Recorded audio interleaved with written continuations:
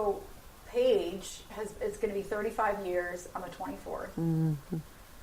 You were just saying something, which my reaction was that it's wild. She's been missing longer than you've actually known her. Correct. I was 24 when she disappeared. So I basically have lived most of my life without her than I have with her. What's that like for you? It's hard to explain. It's like a way of life. Because I was 24, and it's a roller coaster at the same time. A lot of different tips come in and different stories and different allegations of, all kinds of different things over the years. So it's not easy. I'm trying to take over for my mom a little bit. A lot, actually. I was going to say kind of a lot of it. Yes. It sounds like. My daughter Nikki is usually here helping me as well with many different interviews and different things. But I didn't realize how much my mom did until the last several years. And when did your mom pass? 2017. Mm-hmm. I'm sorry. Yeah. That's tough. It was. Especially not just for you guys losing her, Mm-hmm. but also she didn't have answers. Exactly. She had no answers. How was that for you? Just knowing that she didn't have answers. Oh, it was the worst, We just wanted answers not only for ourselves, but before she passed. But now she knows. My dad and my other sister passed October last year. And so it's like, let us know something, Yeah. Give us some kind of sign. Yeah. What do you think? I mean, when we were talking to police, they even said that they still get new tips. They do. It's really amazing to me how often they get tips. I mean, they don't tell us about every tip. Right. But they will contact us with some questions about different things. And it's like, yeah, at 35 years, it still happens. And they check out various, leads, tips, whatever you want to call them. I often call them stories because that's kind of how it's been over the years is we hear a story. Someone on social media sends me a private message that's 8 pages long, with a detailed, crazy stories. I just, thank them and forward it on to Livingston County cold case team. But that happens more often than you would believe at 35 years. What do you think about the community, just the fact that they are giving you tips after this long? I think it's fabulous. I mean, I do. I think it's a great it's a great way to keep her story alive and out there. I'm sure some people are sick of hearing about it, but so many people that follow the story, and there are thousands of people. They want to know as much as we do.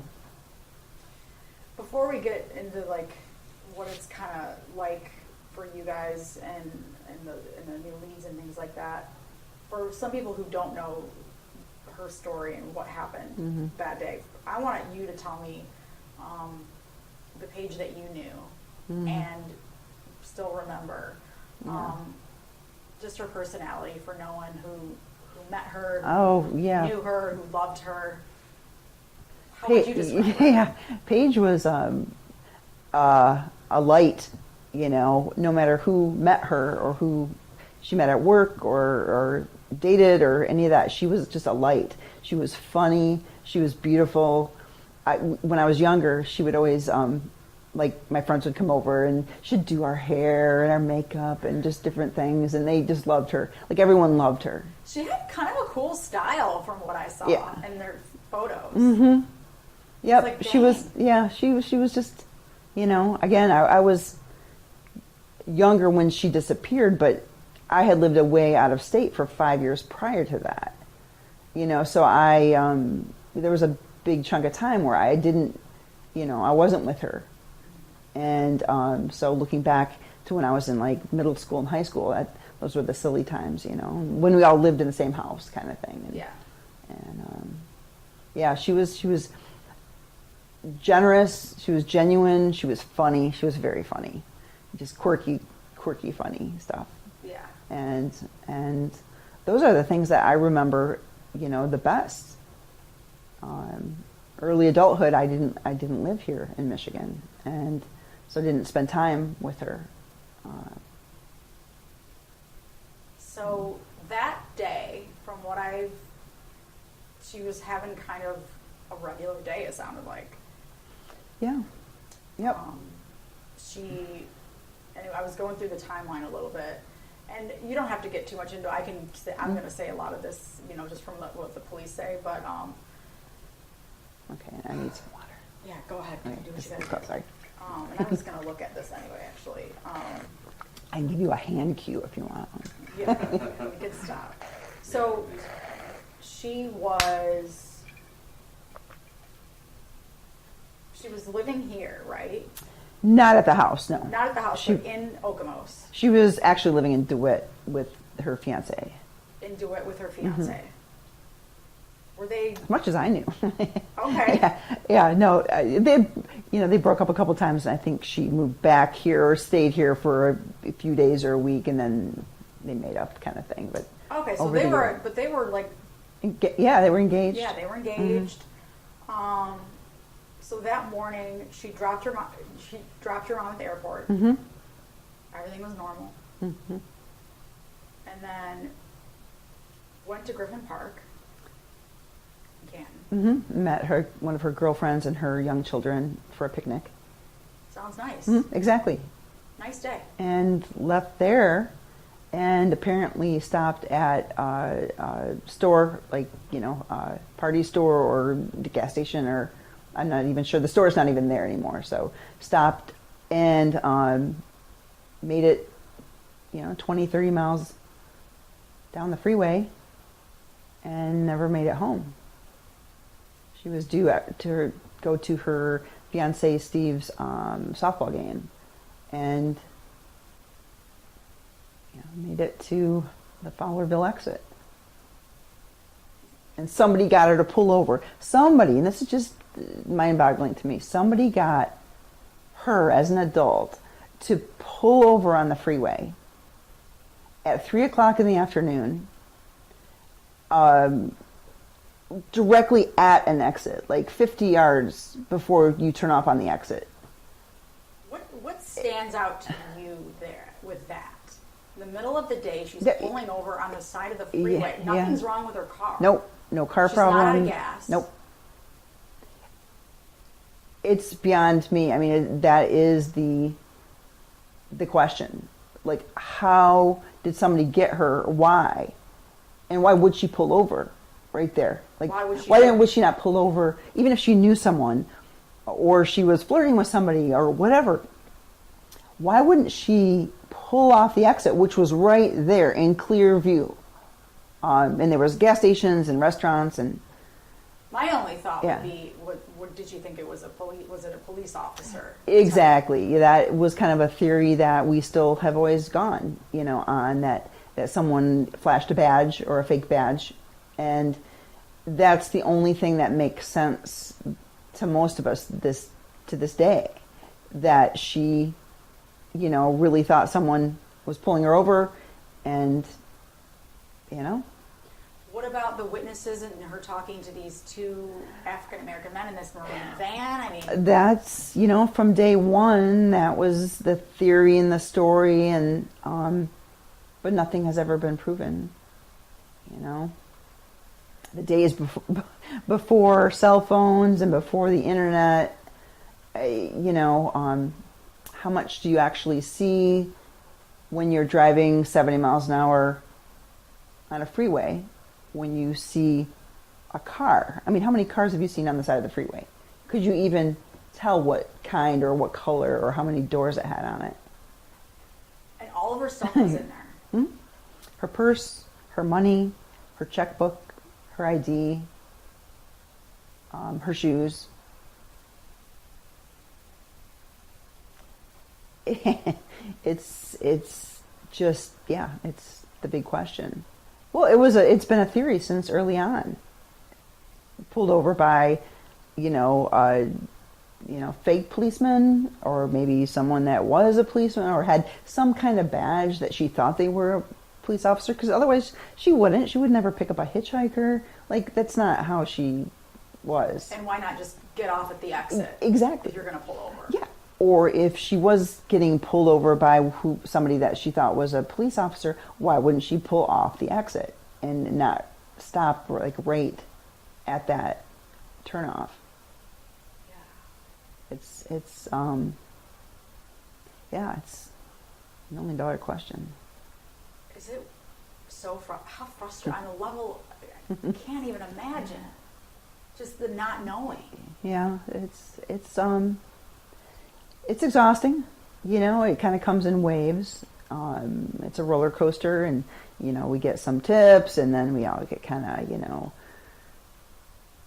of involved more than on a day-to-day basis. We get questions that are asked of us, and just do we know this person or that person, and then it does get you thinking, which direction could this go?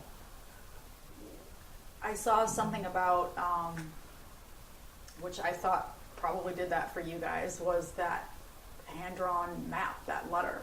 Mm-hmm. And they're actually doing a dig. Did you feel that? Was it like a false sense of hope? I mean, what's that like? Absolutely.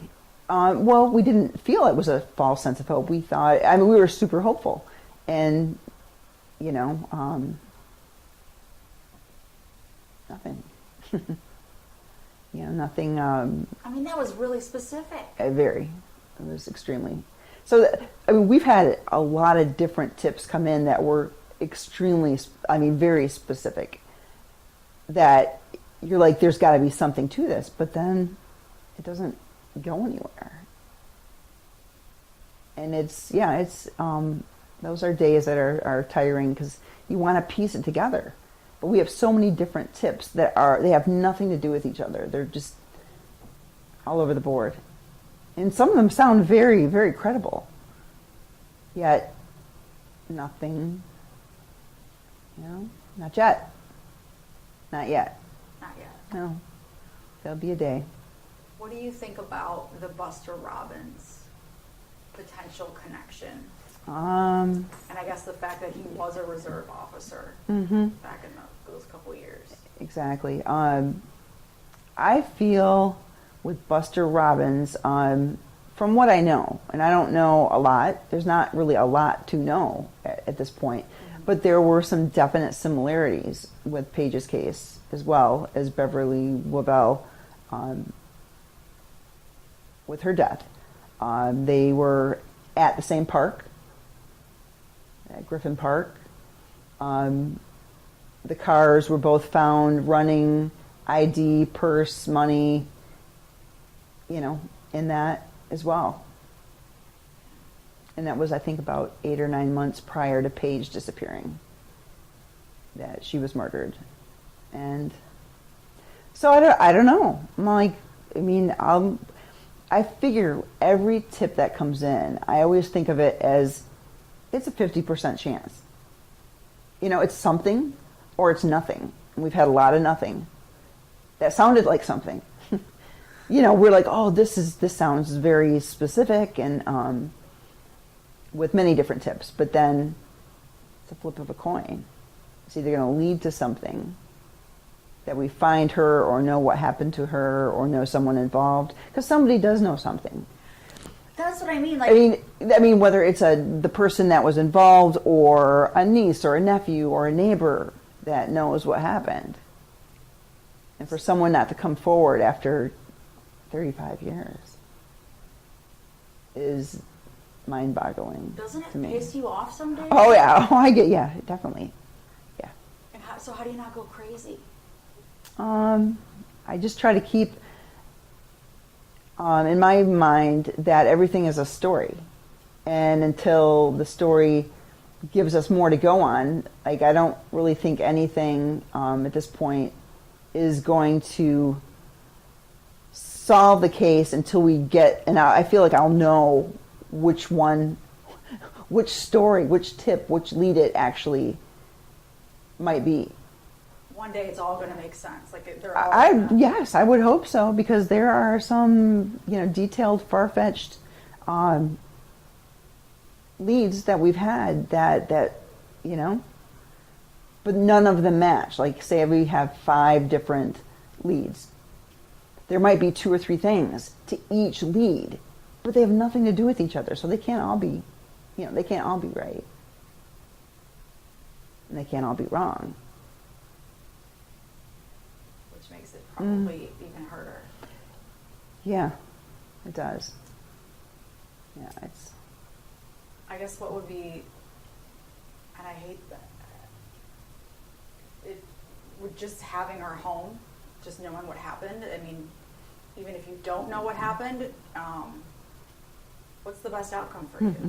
I don't even know if you can answer that. I can't answer that, actually, because I don't really, I can't answer that directly. But there's a term that the media has used and we've learned over the years. It's called ambiguous loss. And that's, where you have a loss, but because you don't have an outcome, you can't really grieve, and you can't really, each day it's different. Some days you do grieve, and other days you're angry or confused or just ticked off. But you don't have the answers to fully get past it, because you're just stuck. You're stuck. Yeah, it's like a purgatory. Do you feel like it's you're like a stuck purgatory. in 1990 sometimes?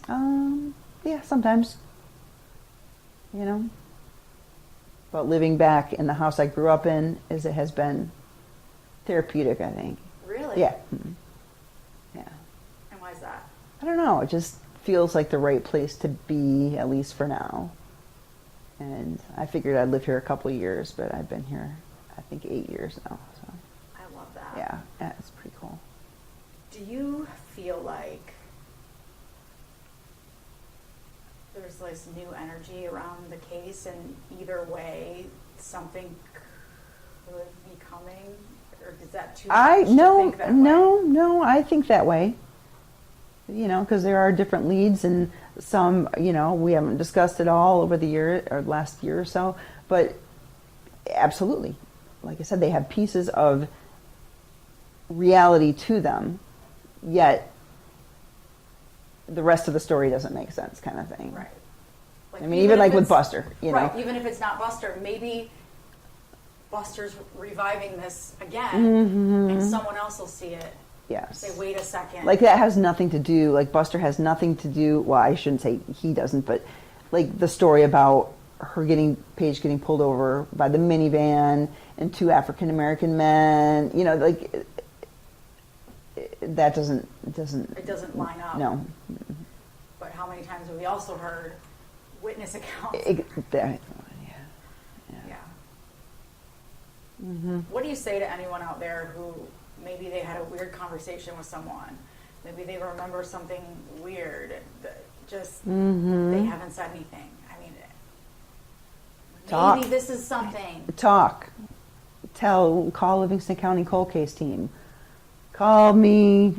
Call me. Yeah, I will forward it on. I answer them directly. Call me. Exactly. Call you. Tell somebody. And they could.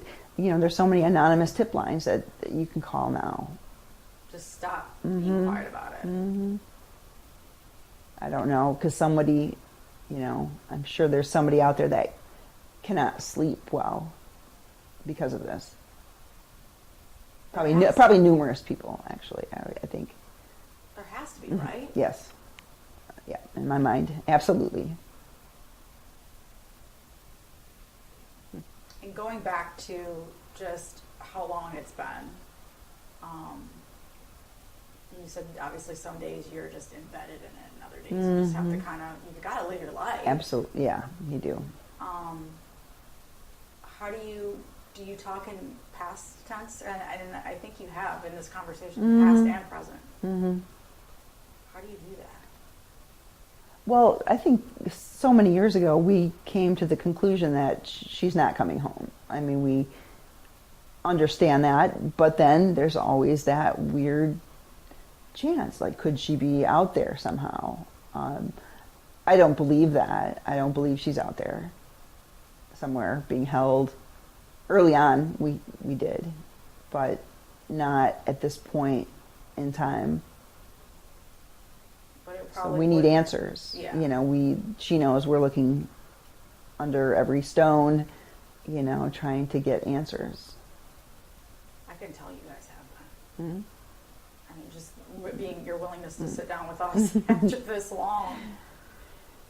Yeah, it's a little repetitive sometimes. Well, always. Yeah. It's always repetitive. It's always probably because it's the same. Yeah. Same questions, you know, another 5-year anniversary kind of thing. 35 years is a long time to not know something. Anything. Yeah. Direct. I mean, yeah. Mm-hmm.